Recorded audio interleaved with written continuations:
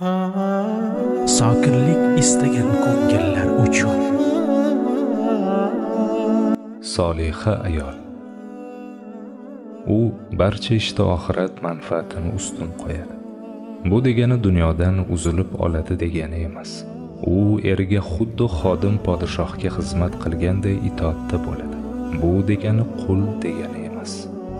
U eriga oxiratni eslatishdan charchamaydi. U agar eri namoz o'qimay qo'ysa undan arazlab oladi. U eri olib kelganiga rozi bo'ladi. U eri g'oyib bo'lganda mol mulkini, bola chaqasini, uy joyini muhofaza qiladi. U oiladagi sirlarni mutlaqo tashqariga olib chiqmaydi. U eridan o'zgani sirdosh tutmaydi. U dunyo matohlariga mukkadan ketib, har neni olib berishni talab qilavermaydi. U eri noto'g'ri ish qilayotganda shariat bilan qaytaradi. Unga biror ishda ixtiyor berilsa, shariatga to'g'ri keladimi deya so'rab, to'g'ri kelganini tanlaydi. U erining holatiga qarab muomala qiladi. Erkalikni ko'taradigan vaqt istagancha erkalik qiladi. Ko'tarmaydigan vaqt mehribon onasiday bo'lib oladi. U farzandlarini yoshligidanoq islomiy tarbiya qiladi. U haromdan qattiq nafratlanadi. U o'zgalarga hasad qilmaydi. U erining ota-onasiga go'zal muomalada bo'ladi. U nomahramlarga yaqin yo'lashni xayoliga ham keltirmaydi. U ibodatlarni imkon qadar mukammal bajarishga harakat qiladi. Behuda vaqt ketkazadigan seriallarga oshiq bo'lmaydi. Hamisha islomiy filmlar, nashidalar, tilovatlarga moyil bo'ladi.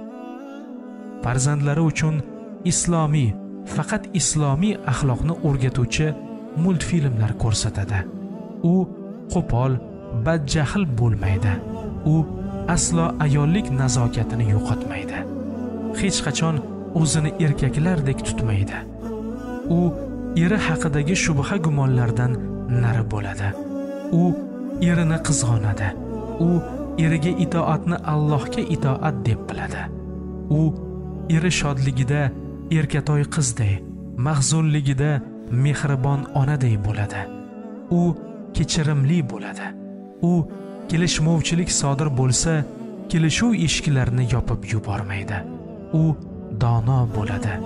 U urushqoq, shallaqi, qarg'aydigan, ginachi va bee'tibor bo'lmaydi. U soddalik, oddiylikni o'zidan uzoqlashtirmaydi. U eridan aqllik ekanini isbotlashga urinmaydi. Aqlliroq bo'lgan chog'ida ham buni unga sezdirmaydi. To'g'riroq bo'lgan fikrni hikmat bilan yetkazadi. U ko'chaga intiladigan bo'lmaydi. U ko'proq oilasi bilan uyda qolishni xush ko'radi. U har xil noshar'iy bazmlarga, ziyofatlarga hirs qo'ymaydi.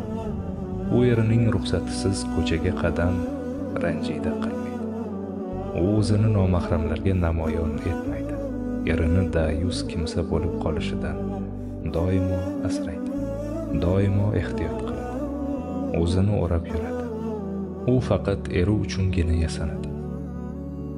U garchi o'ziga ma'qul kelmay, yuzlarida norozilik alomati sezilsa-da, eri aytganiga xo'p deya itoat qiladi. U mabodo eri g'azab qilguday bo'lsa, faqat sukut qiladi. Gap qaytarib olishmaydi. U uy joyini pokiza tutadi. U o'zi uchun bu dunyodagi borliq eri deb biladi. U jahli chiqsa, ayollikdan chiqib ketmay jahl qiladi. U o'ta ketgan qaysar bo'lmaydi. U vaziyatlar taqozosiga ko'ra dono va yosh go'dakday bo'la oladi. U erini namozga uyg'otadi. Turmaganiga qo'ymaydi. U farzandlarga kunlik ravishda duolar, hadislar, Qur'on oyatlarini yod oldirib boradi. U o'zi uchun eridan boshqa nomahram erkaklarni mutlaqo hayotidan o'chirib yuboradi. U yuqoridagilarning barini ichiga oladi. Agar sizda bular topilsa, demak siz inshaalloh solihalardansiz. Siz kuyovingiz uchun dunyo oxiratlari jamlab berilgan yaxshiliksiz.